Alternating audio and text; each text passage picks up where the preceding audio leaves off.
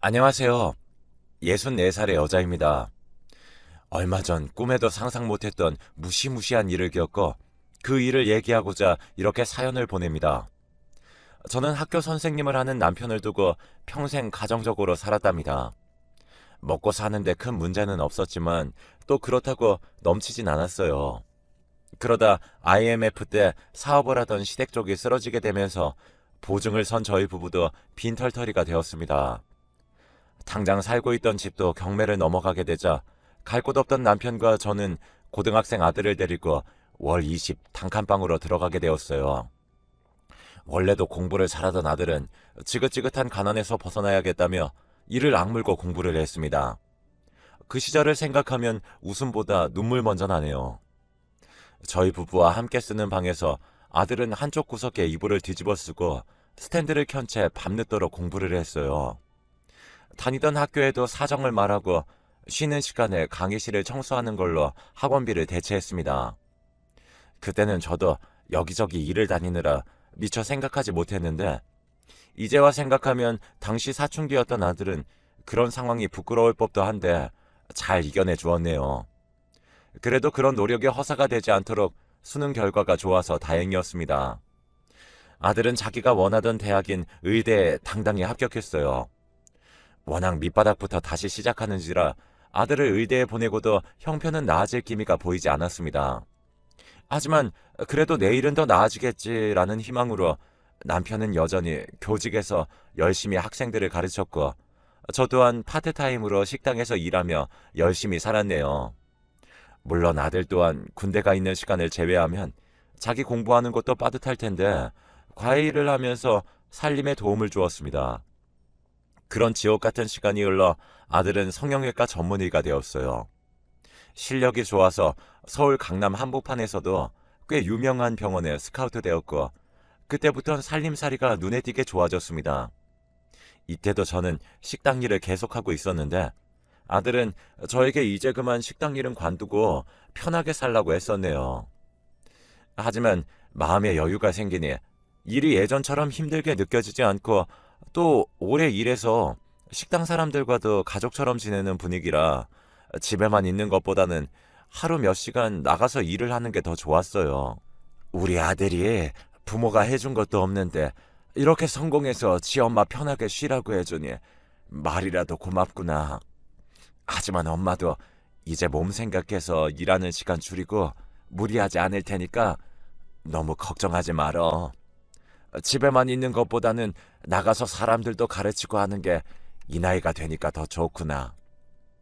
하지만 아들은 저와 얼굴만 마주치면 그렇게 일을 그만두라고 성화를 부렸어요. 처음엔 제 엄마 고생하는 게 싫어서 그런다 싶었는데 가만 보니 다른 생각이 있는 것 같았습니다. 그래서 대놓고 물어보니 아들이 그제야 솔직히 말을 하는 것이 아니겠어요. 병원장님이 저 아주 좋게 보고 있어요. 지금 약간 딸이 하나 있는데 저를 사윗감으로 생각하고 계신데요. 저도 원장님 딸이 마음에 드는 건 아니지만 원장님 인품이 워낙 훌륭하셔서 서로 마음만 맞는다면 잘해보고 싶은 마음이 들어요. 근데 아버지 직업에 대해서는 솔직히 말했는데 순간 무슨 생각이 들었는지 어머니가 식당에서 일을 하신다는 말이 안 나오더라고요.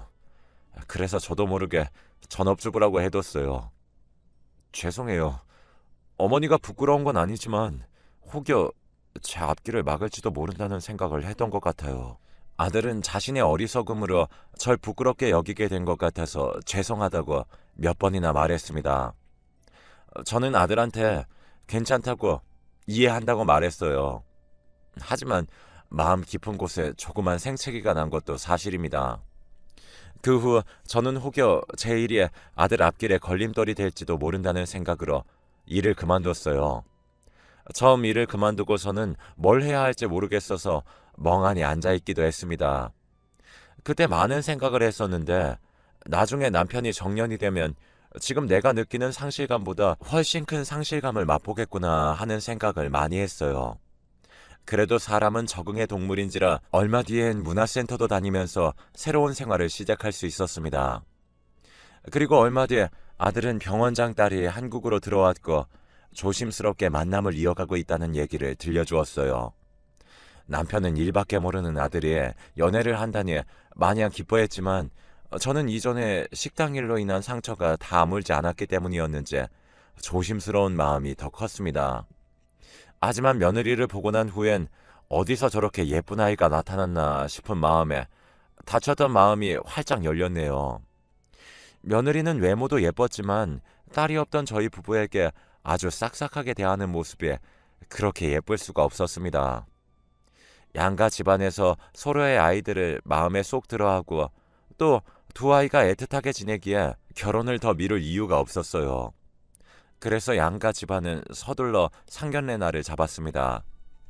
상견례를 하기 전부터 사돈댁에선 제 아들이 무척이나 마음에 들었는지 아들을 통해 저희 부부에게 금전적인 부분에 대해선 완전히 자신들이 준비할 수 있게 해달라고 했어요. 고마우면서도 불편한 마음이 컸지만 이 또한 나중에 아들을 통해 들으니 큰 병원을 하는 입장에서 여러 가지 외부 시선을 신경 쓰지 않을 수 없는 처지였기 때문이라더군요. 사돈댁 입장에서 괜히 몇 푼 아끼려고 저희 쪽에 맡겨두었다가 사람들이 손가락질할까봐 마음에 걸렸나 봅니다. 남편이나 저나 평생 평범한 월급쟁이로 살아 친히 그 마음을 알겠냐마는 병원도 어찌 보면 사업이라고 봐야 하니 외부 시선이 중요하구나 여기고 그냥 넘어갔습니다. 하지만 시작부터 너무 기운 결혼이다 보니 막상 상견례 날이 되어 사돈 내외를 만나러 가려는데 저희 부부의 모습이 그렇게 초라해 보일 수 없었네요. 남편의 다 낡아해진 양복을 보는데 미처 옷 한 벌 사두지 않은 제 무심함에 너무 화가 났습니다. 물론 남편뿐만이 아니라 제가 갖춰 입으려던 옷 또한 낡아 빠지긴 마찬가지였죠. 약속 시간이 다가오니 어디 가서 사 입을 수도 없고 초라하지만 있는 대로 입고 가자고 결론이 났었네요. 그런데 무심하기로는 저를 꼭 빼다 박은 아들놈이 저희 집에 오면서 부부의 옷을 사가지고 온 것이 아니겠습니까? 아들이 사온 옷은 한눈에 봐도 비싸 보이더군요. 제 생전 처음으로 그렇게 고운 옷을 입었습니다. 겉모습은 항상 아무것도 아니라고 여겼던 저지만 거울에 비친 제 모습을 보니 어깨가 당당하게 펴지는 기분이었어요. 남편도 생전 가져본 적 없는 고급 양복과 구두에 기분이 좋은 것 같았습니다. 그렇게 저희 부부는 아들의 도움으로 아주 멋지게 차려입고 상견례 장소로 향했어요. 상견례장은 서울 시내에 이런 곳이 있나 싶은 산으로 둘러싸인 한옥집이었습니다. 주변 경관이 빼어나게 아름답고 아는 사람이 아니라면 찾아오지도 못할 그런 곳에 있었죠.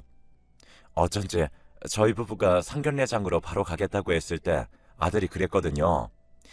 거긴 차 없으면 못 와요.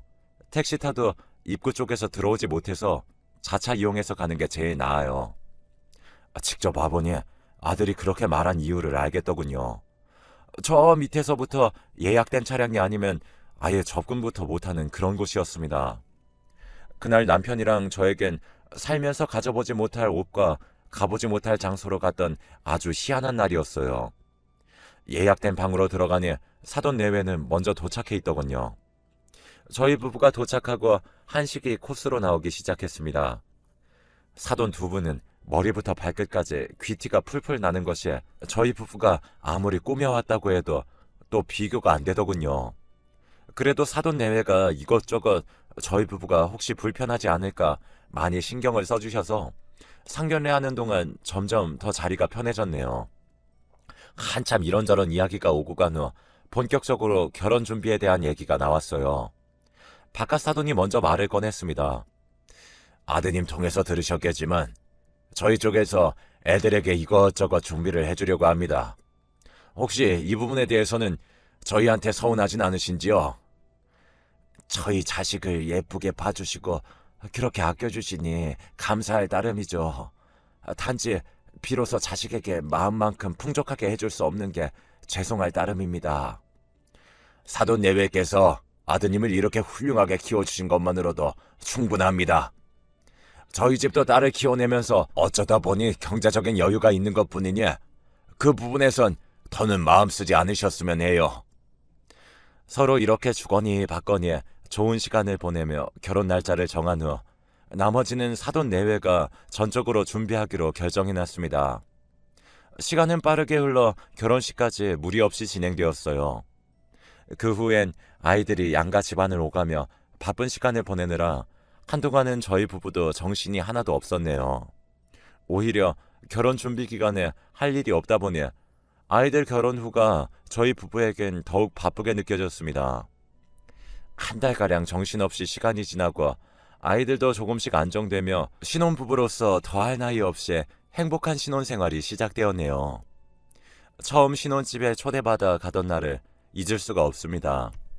300평대 전원주택이라고 이미 전에 들었지만 실제로 본 집은 어마어마하더라고요. 무슨 미술관이라도 해도 믿을 만큼 예쁘고 고풍스러운 집이었어요. 며느리는 저와 남편이 입을 못 다무는 모습을 보더니 살갑게 웃으며 말했습니다. 아버님 퇴직하시면 여기 내려와서 저희랑 같이 지내요. 저 아직 살림도 하나도 할 줄 몰라서 나중에 어머님한테 엄청 혼날 것 같아요. 그래도 예쁘게 봐주시고 천천히 하나씩 알려주셔야 해요. 말이라도 저리 해주니 어찌나 예쁘던지요. 그날에는 아이들과 맛있게 밥을 먹고 하루 잠까지 자고 다음날 집으로 돌아왔네요. 저희 부부는 이제 큰 걱정 하나 덜었고 우리 둘 남은 여생만 잘 보내면 되겠다며 서로 고생했다고 다독여 주었습니다. 시간이 지날수록 아들 내외는 어쩜 그리 잘 어울리는지 하늘이 맺어준 짝으로 보였네요. 저는 1, 2주에 한 번씩 며느리 부탁으로 반찬도 해다 주고 또 며느리와 수다 떠는 시간도 보냈습니다. 제 친구들 모두 이런 며느리와 제 사이를 부러워할 정도였죠. 예, 어쩜 너는 무슨 복이 있어서 그런 며느리를 얻었다니? 우리 며느리는 내가 반찬을 해줘도 싫다. 밥 사준다고 얼굴을 보자고 해도 싫다. 내가 무슨 얘기만 하면 무조건 싫대. 또 등신 같은 아들놈은 집안일에 신경도 안 써서 지혜미가 어떤 꼴을 당하는지 관심도 없어. 네 팔자가 제일 부럽다. 친구들의 질투 섞인 부러움을 받을 때만 해도 저도 그러게나 말이야.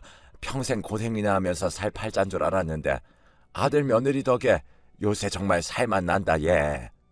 이렇게 말하며 제 인생에 행복만 남은 줄 알았습니다. 그때가 아들이 결혼하고 1년이 채 되지 않았을 무렵이었어요. 어느 날 며느리가 저에게 전화를 걸어서 기쁜 소식이 있다고 남편 퇴근 시간에 맞춰 집으로 오겠다고 하였습니다. 어머님, 드릴 말씀이 있어요. 아버님 퇴근 시간 맞춰서 집으로 갈게요. 아마 어머님도 들으시면 엄청 좋아하실 얘기일 거예요. 며느리가 뭐라고 딱 말을 해준 건 아니지만 그동안 가족 모두가 두 아이의 이세 소식을 기다리고 있었기 때문에 대충 기쁜 소식이 무엇인지 짐작을 할 수 있었어요. 저는 혹여나 너무 들떠있다가 바라는 소식이 아니면 실망하게 될까봐 최대한 마음을 가라앉히고 있었습니다. 퇴근하고 돌아온 남편에게도 애들이 올 거라는 얘기만 하고 기쁜 소식이라든지 뭐 그런 얘기는 아예 입도 뻥끗 안 했어요. 그래도 사람인지라 불쑥불쑥 생겨나는 희망을 어쩌진 못했네요. 남편도 평소와 다른 제 모습에 무슨 좋은 일이냐고 묻기까지 했으니까요. 저는 평소에 며느리가 좋아하는 음식들로 저녁을 차리고 아이들이 오길 기다렸습니다. 아들 내외는 남편이 오고 1시간 정도 지나서 들어왔어요. 며느라이가 들어오자마자 제가 먼저 무슨 일이냐고 물어보고 싶었지만 아무래도 부담이 될 것 같아서 아이들이 얘기해 주길 기다렸습니다. 아들과 며느리는 이런 제 마음을 알았는지 음식이 차려진 주방으로 가기도 전에 할 이야기가 있다고 하더군요. 그리고는 아들이 먼저 조심스럽게 말을 꺼냈습니다. 두 분, 이제 할머니 할아버지 되시는 거예요. 남편과 저는 너무 기뻐서 어린아이처럼 소리를 지르고 말하네요. 아들도 기쁨을 감추지 못하는 얼굴이었습니다. 하지만 며느리는 아까 전화 통화할 때 밝은 목소리와는 달리 표정이 그리 좋지 않았어요. 아무래도 호르몬 영향으로 감정 기복이 심해진 것 아닌가 싶었죠. 그때부터 저는 며느리를 더 살뜰히 보살피기 시작했습니다. 물론 혹시나 저의 이런 행동들이 부담이 되지 않을까 조심하면서요. 아무튼 그날은 무슨 얘기를 하더라도 결국 태어날 아기 얘기로 이어질 만큼 가족 모두 들떠 있었습니다. 저녁을 먹고 아들과 며느리는 저희 집에서 자고 가겠다고 하더군요. 평소에는 차로 30분 거리라서 늦게라도 집에 가곤 했는데 그날은 자고 간다기에 아들에게 웬일이냐고까지 물었네요. 아들이 웬일이야? 여기서 자면 잠 설친다고 맨날 집에 간다더니 말이야. 요새 10시만 되면 정신없이 잠에 들더라고. 그래도 운전해서 가야 하는데 괜히 신경 쓰여서 그냥 편하게 자고 가는 게 나을 것 같아서.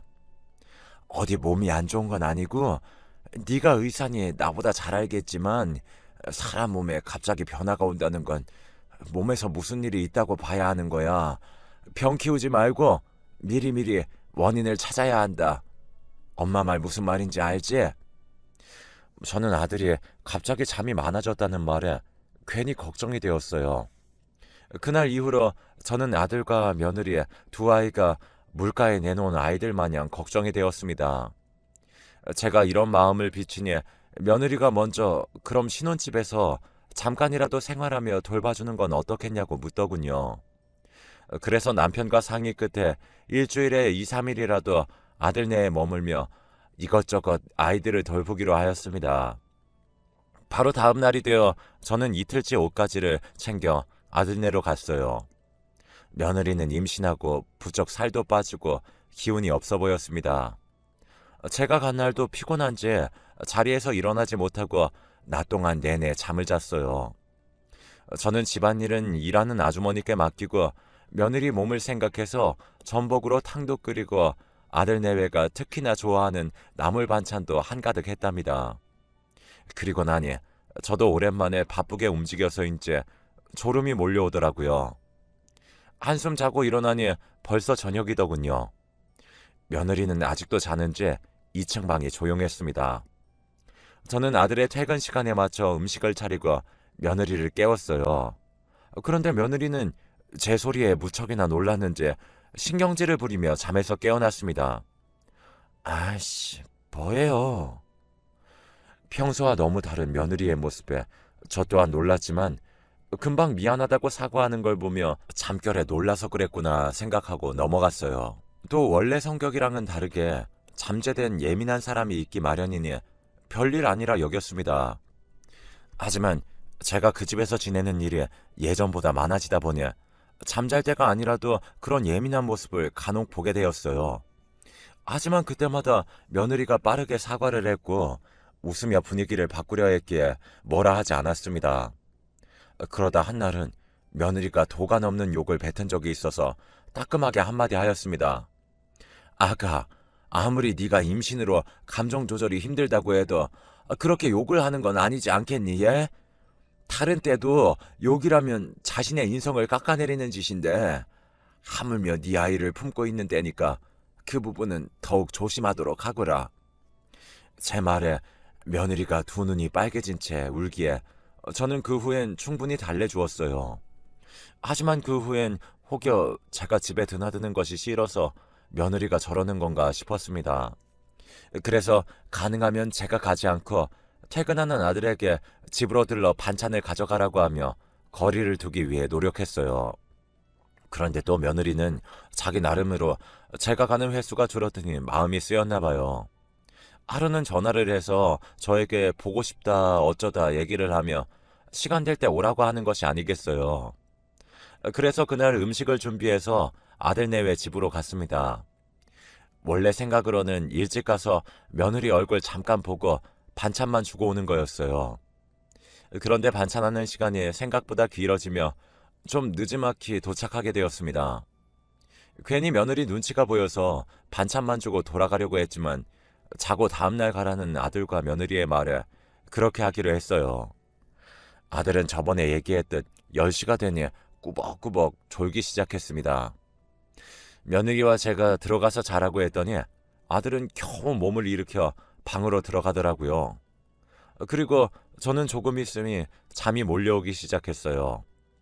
나이가 들어선지 잠이 줄어서 늦게 자고 일찍 일어나는 생활이 반복되고 있었기에 오히려 일찍부터 졸리니 잘 됐다 싶었습니다. 며느리에게 먼저 자겠다고 이야기하고 방으로 들어갔어요. 그런데 한참 자고 있는데 방문이 끽 열렸다 닫히는 소리가 들렸고 원래 잠기가 밝았던 저는 그 소리에 잠이 깨고 말았습니다.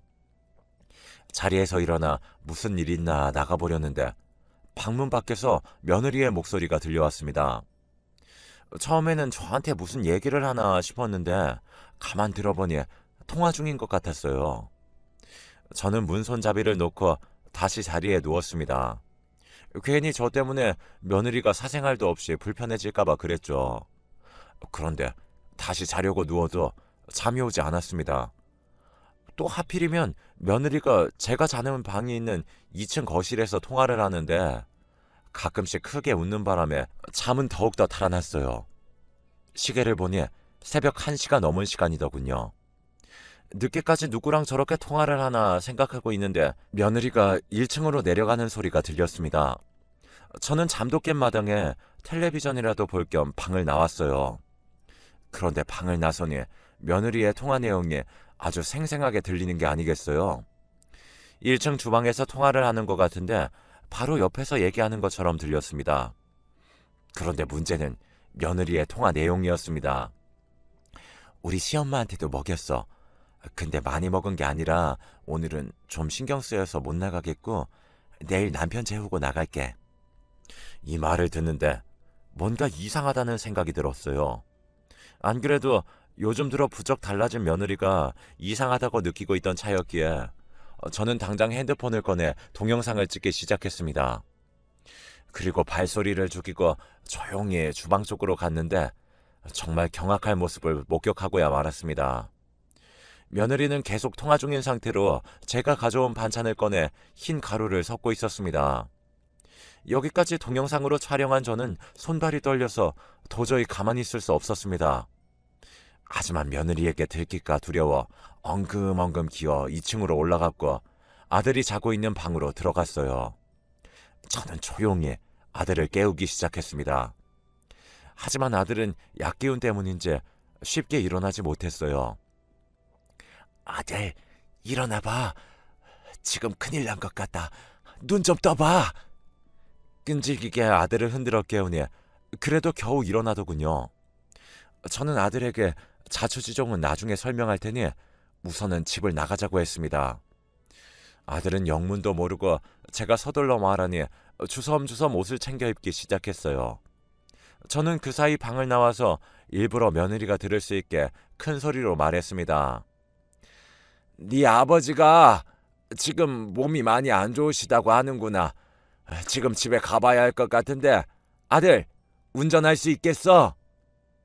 항상 영민했던 아들은 제 말 속에 분명 다른 뜻이 있다는 걸 한눈에 눈치채고는 일단 나가자고 하였습니다. 며느리도 그 소리에 뛰어와서 아버님이 어디가 안 좋냐, 자신과 함께 가는 게 낫지 않겠냐, 이런 소리를 하였어요. 저는 며느리에겐 집에서 쉬라고 하였습니다. 지금 밤도 늦었는데 임신한 몸으로 무리하지 않는 게 좋을 것 같구나. 우리가 가서 상황 보고 연락 줄 테니 너는 걱정 말고 집에서 쉬고 있거라. 며느리도 제 말에 수긍해서 저는 아들만 데리고 그 집을 나올 수 있었습니다. 아들은 그 소란에 잠이 전부 깬 상태라 다행히 운전을 할 수 있었고 저희는 무사히 집으로 도착할 수 있었어요. 집에 도착한 저는 지체 없이 촬영한 동영상을 보여주었습니다. 함께 보던 남편과 아들은 할 말을 잃고 망연자실한 표정이더군요. 너무나 믿고 있던 며느리였기에 바람을 암시하는 통화 내용과 또 정체를 알 수 없는 흰 가루를 아들에게 먹여왔다는 사실이 고통으로 다가왔죠. 저는 아들에게 길게 산 것도 아니니 이쯤에서 이혼하는 게 어떨지 물었어요. 아들, 나도 내 며느리를 참 예뻐하지만 가만 보니 애가 그 본성을 감추고 우릴 대했던 것 같구나. 이대로 계속 같이 사는 게 무슨 의미가 있을까 싶단다. 제 말에 남편과 아들 모두 동의했습니다. 하지만 아들은 그렇게 말하더군요. 하지만 이렇게 증거가 미비한 상태로 이혼을 진행할 순 없어요. 일단 모른 척 증거를 좀 더 모을게요. 그때까지만 조금 기다려주세요. 다음 날이 되어 아들은 아무 일 없는 척 집으로 돌아갔고 그때부터 저는 반찬을 해서 2통에 나눠 담았습니다. 하나는 며느리에게 건네주었고 다른 하나는 며느리 몰래 아들에게 주었습니다. 며느리가 또다시 정체 모를 흰가루를 섞을 걸 대비해서였죠. 얼마 뒤에 아들이 퇴근 후 바로 저희 집으로 와서 이야기를 꺼냈습니다. 아내가 주는 음식이랑 어머니가 저한테 따로 주신 반찬을 몰래 바꿔치기 하고 먹었더니 갑자기 잠드는 일이 없었어요. 그래서 밤에 몰래 아내 통화 내용을 녹음했는데 역시나 우리가 생각한 것처럼 저 몰래 다른 남자를 만나고 있더군요. 아내 블랙박스를 확인하니 그 남자와 함께 있던 증거도 충분히 나왔어요. 또 아내가 가지고 있던 흰 가루는 수면제 성분이었고요. 증거는 모두 모았고 내일 장인어른께도 이 부분에 대해서 전부 이야기하고 이혼을 요구할 생각이에요. 저희 가족은 아들이 녹음한 며느리의 통화 내용을 들었습니다. 며느리는 저희 가족에 분명 불만이었는지 한참 욕지거리를 섞어 저희 가족을 욕하고 또 상대방 남자에게 사랑한다는 말도 했었습니다. 하지만 이 중 가장 충격적인 내용은 따로 있었습니다. 우리 애기도 조금 있으면 태어날 텐데 일단 남편 호적에 올리는 수밖에 없을 것 같아. 불만스럽겠지만 한동안 우리 사이는 이렇게 몰래 만날 수밖에 없어. 아빠가 재산 물려주신다는 명목으로 내건 조건이라 내가 무슨 짓을 하든 모른 척하고 있지만 다른 사람들 시선 때문에 지금 남편이랑 계속 혼인을 유지하는 거잖아. 내 계획은 2, 3년 안에 남편이 바람피도록 유도해서 남편한테 전부 뒤집어 씌우는 거야. 그때까지 우리 둘 다 쥐죽은 듯이 참자. 당신도 내가 빈털터리로 집에 쫓겨나는 거 바라진 않을 거 아니야. 여기까지 이야기를 듣는데 소중한 생명을 가지고 거짓말을 했다는 것이 소름 끼치고 견딜 수 없었습니다. 다음날 우리 가족은 모두 모여 며느리와 사돈 내외를 만나자고 했습니다. 식당에서 만나 바로 말을 꺼내기 어려워 일단은 평상시처럼 행동하며 함께 밥을 먹었어요. 그러다 아들이 먼저 며느리의 바람에 대해 말을 했습니다. 이런 자리에서 말씀드리는 게 편한 건 아니지만 아내가 현재 바람을 피고 있습니다. 다 같이 모인 데서 얘기하고 끝내고 싶어서 이렇게 불렀습니다. 그 말에 며느리와 사돈 내외는 무슨 소리를 하냐고 길길이 날뛰었고 아들은 사본으로 준비해둔 증거들을 모두 보여주었습니다. 그러자 며느리는 갑자기 욕을 하고 자리를 박차고 나갔어요. 내가 처음부터 이 결혼 싫다고 했지. 몰라. 난 약속 있으니까 갈 거야. 이혼을 시키든 말든 알아서 해. 사돈 내외는 무척이나 당황한 것 같았지만 곧 평정을 되찾고 저희 가족에게 나중에 다시 얘기하자며 일단 자리에서 나가더군요. 그 바람에 남편과 저 그리고 아들도 집에 가기 위해 일어섰습니다. 그런데 주차장으로 가는 길에 며느리가 고래고래 소리치는 게 들리지 않겠어요. 뭐든 하나라도 증거를 더 잡는 게 좋겠다는 생각으로 핸드폰 녹음기를 켜고 아들이 조용히 다가가 그 소리를 녹음했어요. 내가 이래서 거지 같은 집구석이랑 결혼하기 싫다고 했잖아. 이게 엄마 아빠가 원하던 거야? 지금 지들이 뭐 대단한 증거라도 잡았다고 생각하는데 그런다고 우리 집 재산이 자기들한테 돌아간다고 착각하는 거 아니야? 아빠, 무슨 일이 있어도 그 집구석한테 한 푼도 주지 마. 알겠어? 안 그러면 나 죽는 걸 보는 거야? 그러자 바깥 사돈이 자기 딸의 입을 막으며 말했습니다. 너는 그만 조용히 해. 언제까지 너 하고 싶은 대로 망나니처럼 살 거냐? 그동안 내가 수습한 일이 얼마나 되는지 몰라서 그러니? 이번에 네가 이런 이유로 이혼이라도 하게 되면 집안 이미지가 추락하는 건 일도 아니다. 일단 내가 어떻게든 달래볼 테니까 넌 전에 하던 것처럼 조신한 척하거라. 이대로 이혼하면 네가 그렇게 탐내는 재산도 온전히 지킬 수 있는 상황이 아니야. 너희 할아버지도 이게 마지막이라고 하셨단 말이다. 저 상황을 보아하니 망나니 딸 때문에 몇 번이나 집안이 휘청거려서 제 아들을 희생양 삼아 결혼을 시킨 것 같았습니다. 아무 힘이 없다 생각해서 자기들 마음대로 장기판의 말처럼 두려고 했던 거겠죠. 아들은 그 자리에서 바로 박차고 나가 이혼 소송을 하겠다고 말했습니다. 그쪽 돈이 엄청 대단하다 생각하나 본데 난 그쪽 재산 관심 없어. 내 능력으로 충분히 만족하며 살 수 있으니까요. 지금 말씀하신 것도 전부 녹음했습니다. 앞으로 저 볼 일 없을 거예요. 변호사 통해서 할 말이 있으면 하시고 저나 부모님한테 쓸데없는 일로 연락하지 마세요. 그 후 증거를 가지고 이혼 소송을 진행했네요. 그 와중에도 아들의 장인이란 사람은 돈으로 아들 마음을 돌리려 애를 썼지만 그 부분에 대해서 일제히 받아주지 않았습니다. 결국 저희는 이혼에 대한 책임을 전부 그 집안에 지게 하며 깨끗이 정리하게 되었어요. 아들에게 들은 얘기로는 자기들이 마지막에 했던 말처럼 망나니 딸의 이혼으로 인해서 자기들이 몸담고 있던 상류사회에서 내쫓기는 건 물론이고 그 재산도 집안의 다른 사람들에게 전부 돌아갔다고 합니다. 그 후 아들은 병원을 옮겨 오로지 실력으로 인정받는 의사가 되었고요. 현재 저희 가족은 악몽 같은 그 무시무시한 집안에서 벗어나 행복한 삶으로 돌아왔답니다. 저희에게 몹쓸 짓을 한 그 집 사람들은 자기들이 그토록 지키려고 애쓰던 돈과 명성을 전부 잃고 영원히 고통 속에서